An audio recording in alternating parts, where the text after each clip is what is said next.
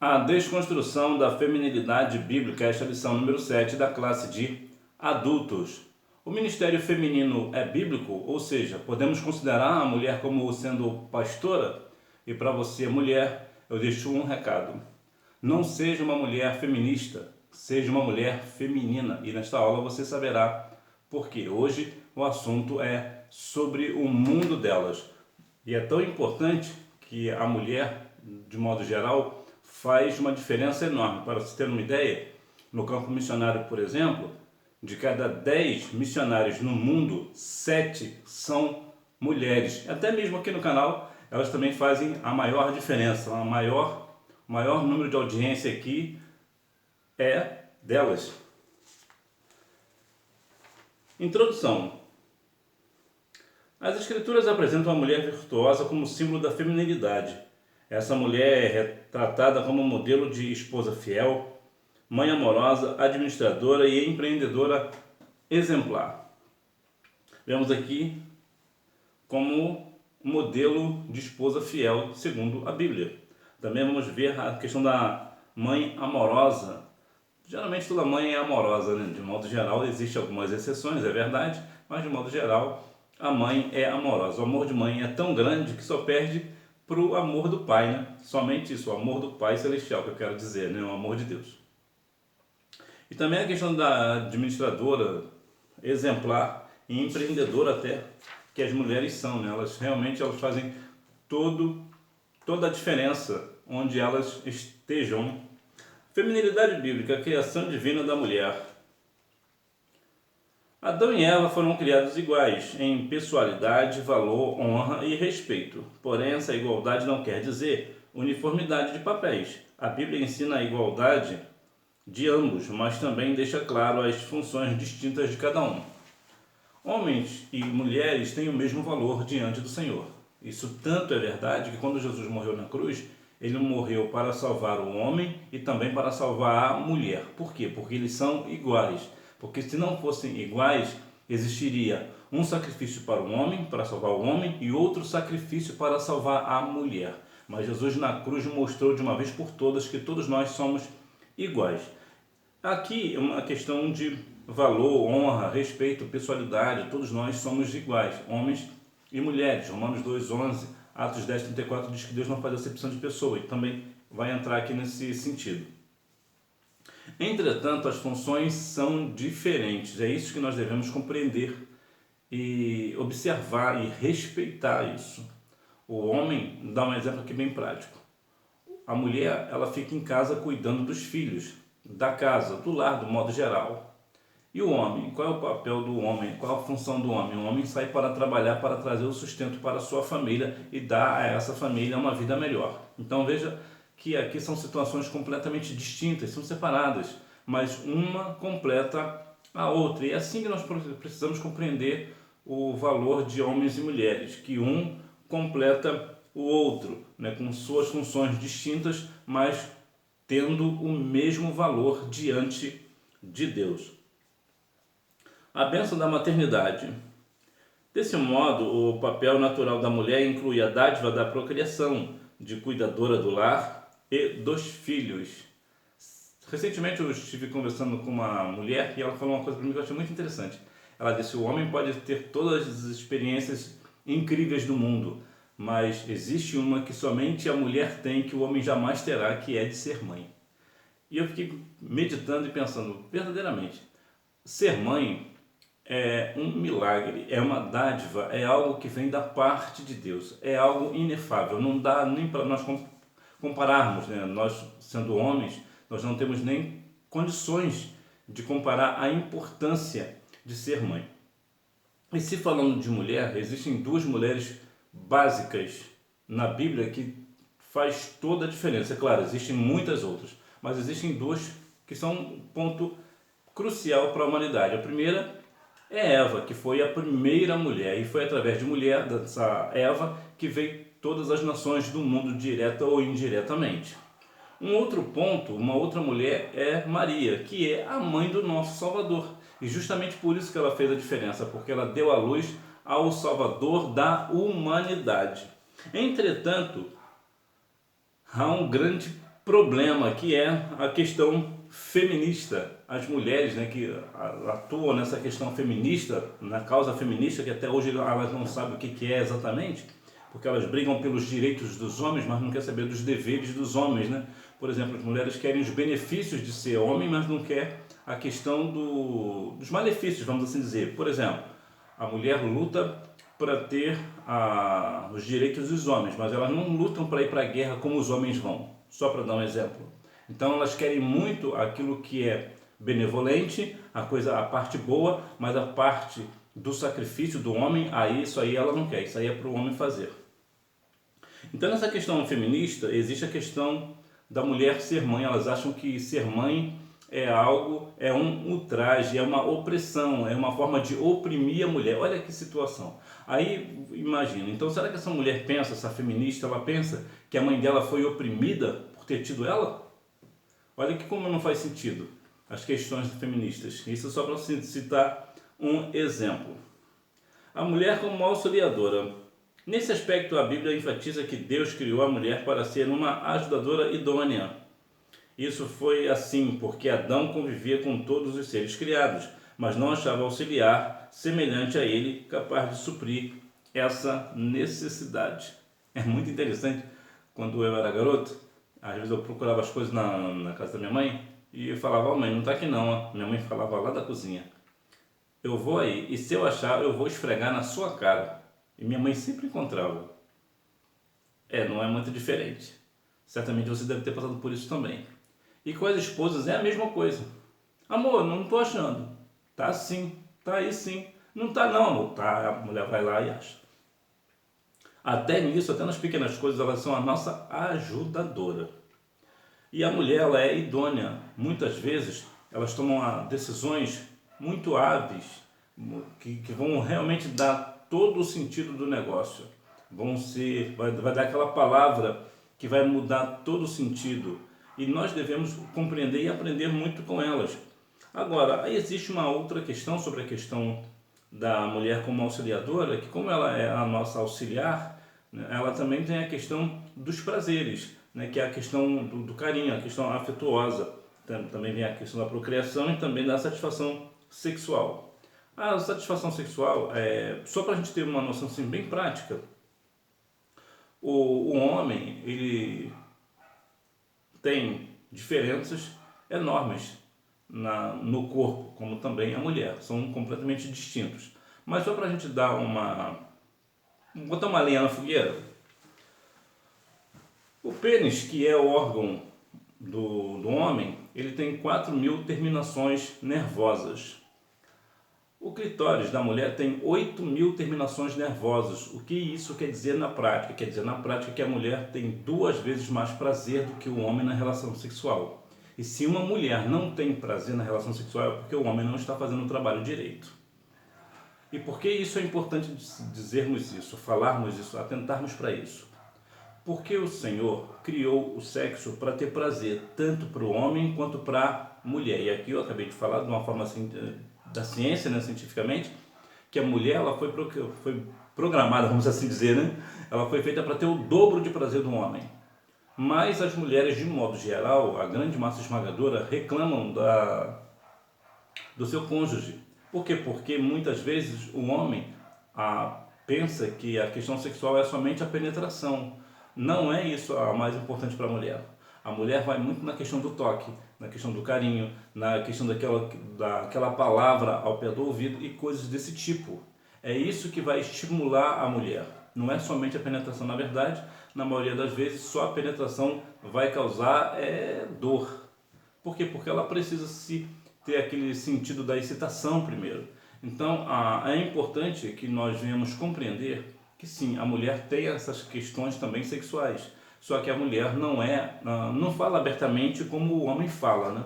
A mulher ela é muito conservadora, então ainda mais a mulher cristã tem dificuldade de falar essas coisas. Sinopse: Deus criou a mulher com funções de cuidar e auxiliar no desempenho de sua família, trazendo assim equilíbrio em sua casa. A desconstrução da feminilidade, o ativismo feminista. Como cristãos, devemos afirmar e defender os direitos das mulheres, bem como combater qualquer tipo de discriminação. Porém, ao mesmo tempo, devemos deixar claro que o feminismo é uma ideologia que busca desconstruir os valores bíblicos. Lembra que eu te falei lá no início? Principalmente para você, mulher, claro, que você deve ser feminina e não feminista. Por quê? Porque a mulher feminista, ela vai contra os princípios bíblicos, ou seja, vai contra Deus.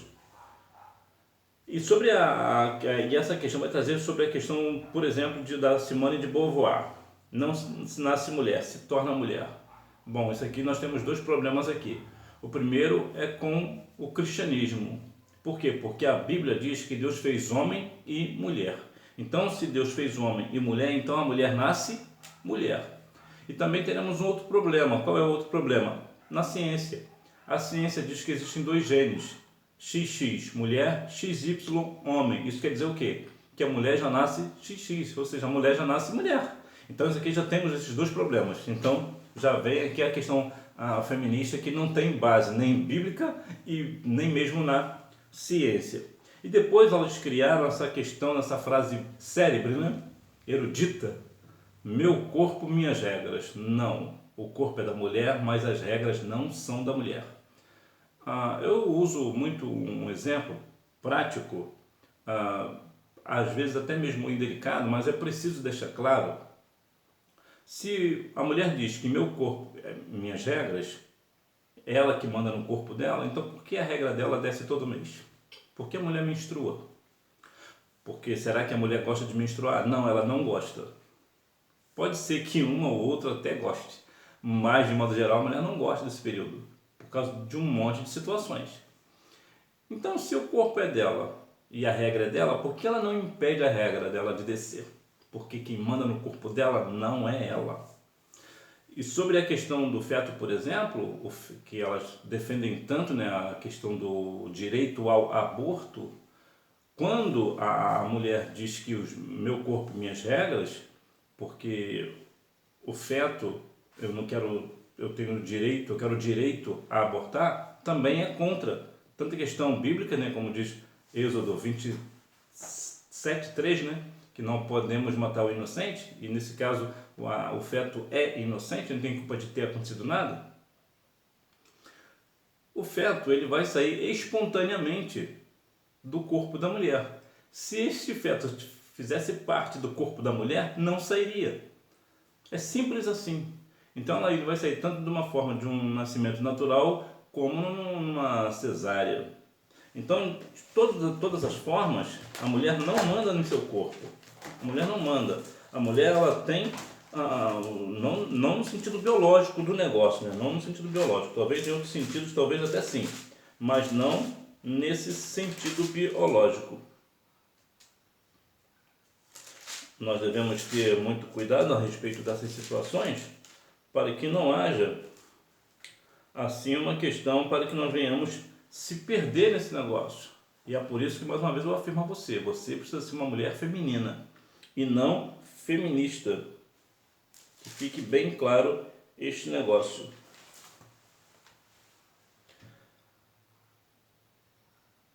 E sobre a questão pastoral?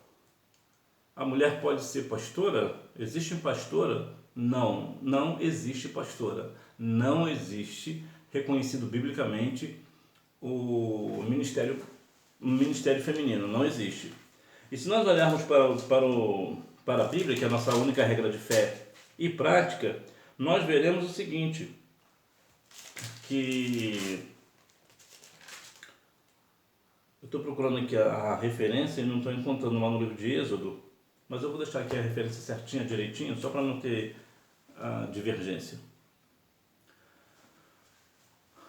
Lá no Antigo Testamento, nós só vemos Deus falando de Abraão, Isaque e Jacó, 3 homens. Depois vemos falar sobre as 12 tribos de Israel, ou 13, né, como você achar melhor, todos homens. Lá no Novo Testamento, vemos que Jesus só chamou discípulos, só havia homens, né? Os 14 discípulos, né? Teve 12 discípulos, depois foi tirado um e entrou outro no lugar, né? Depois veio o apóstolo Paulo, então são 14. Na verdade são 17 apóstolos, né? Na verdade são 17. Desses 17 só tem uma mulher, né, que é Júnias. Mas os demais são todos homens. E os principais, né, os 14 principais, são todos homens.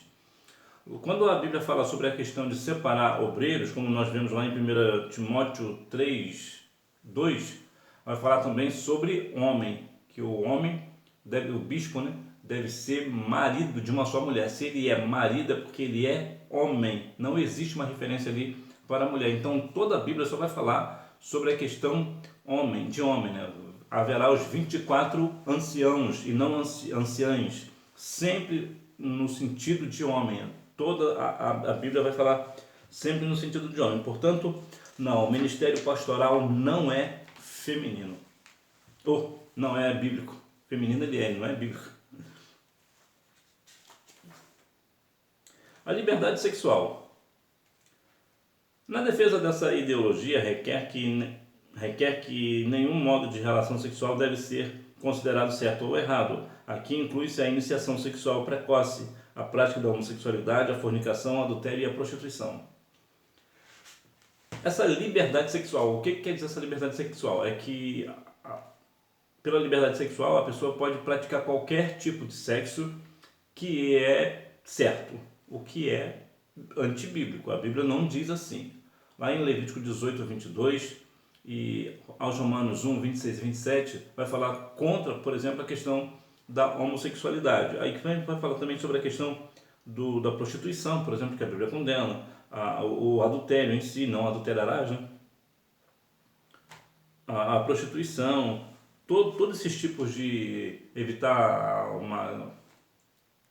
esses tipos de confrontos, nós não devemos falar firmemente.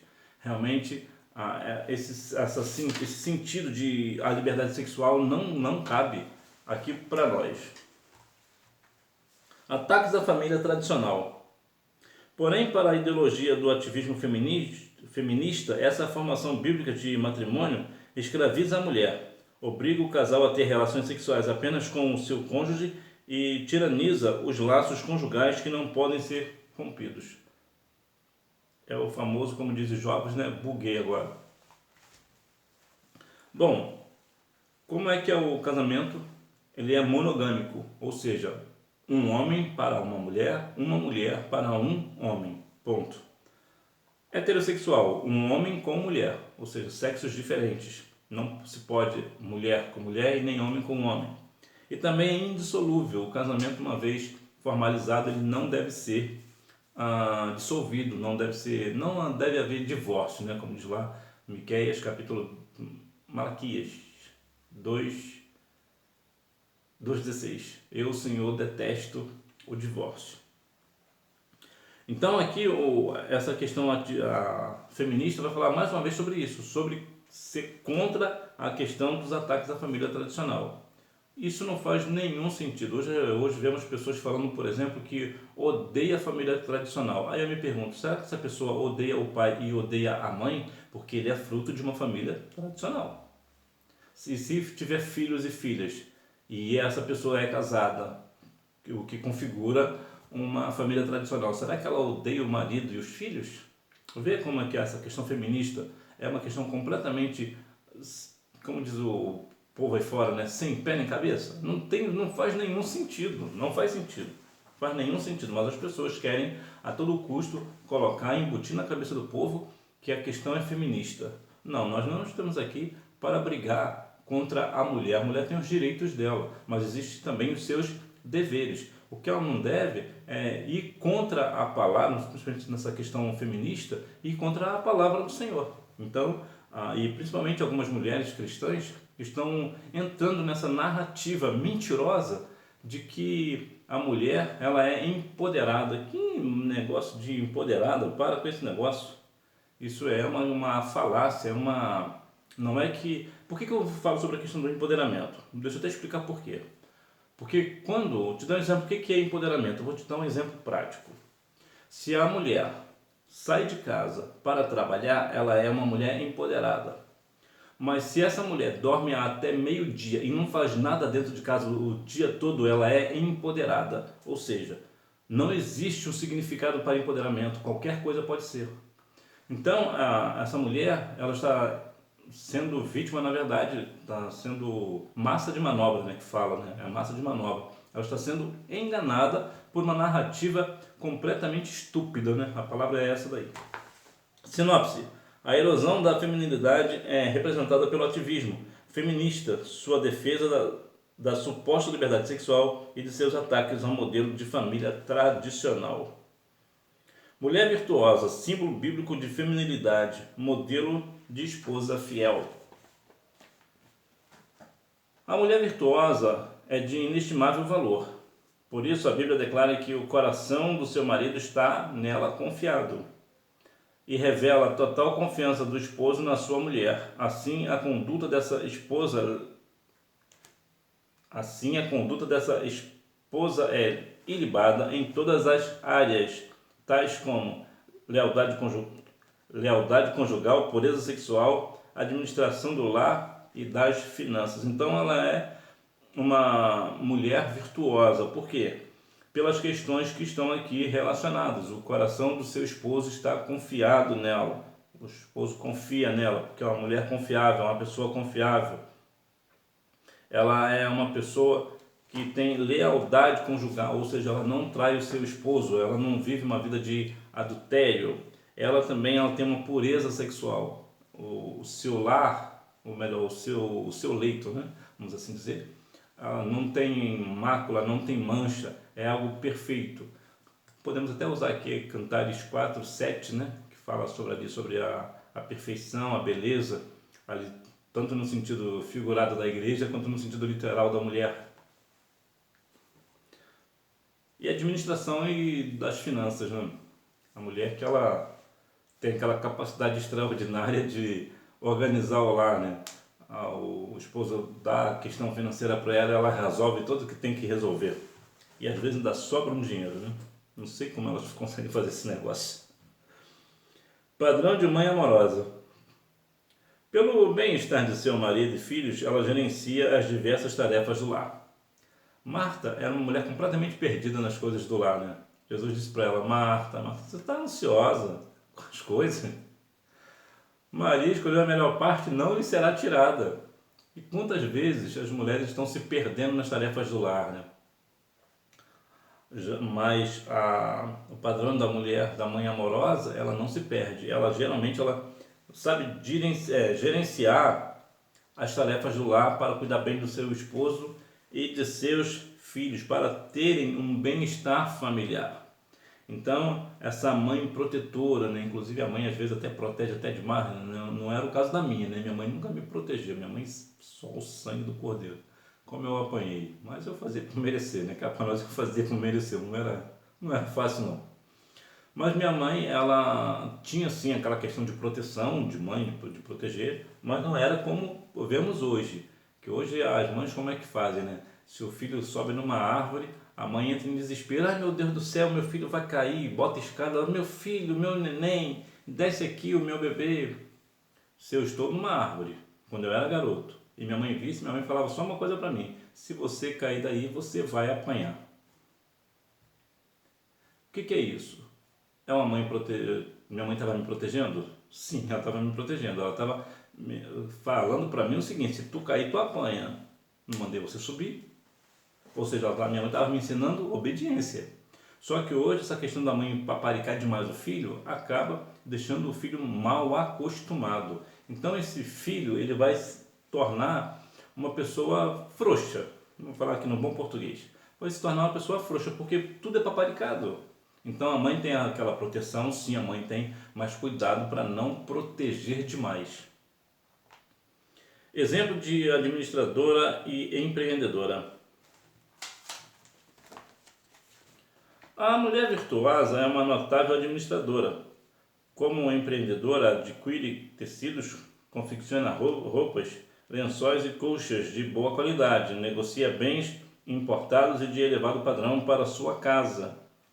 Compra propriedades e gerencia negócios lucrativos, administra a produção e as vendas de seu empreendimento, generosa e sensível, ajuda aos pobres e necessitados.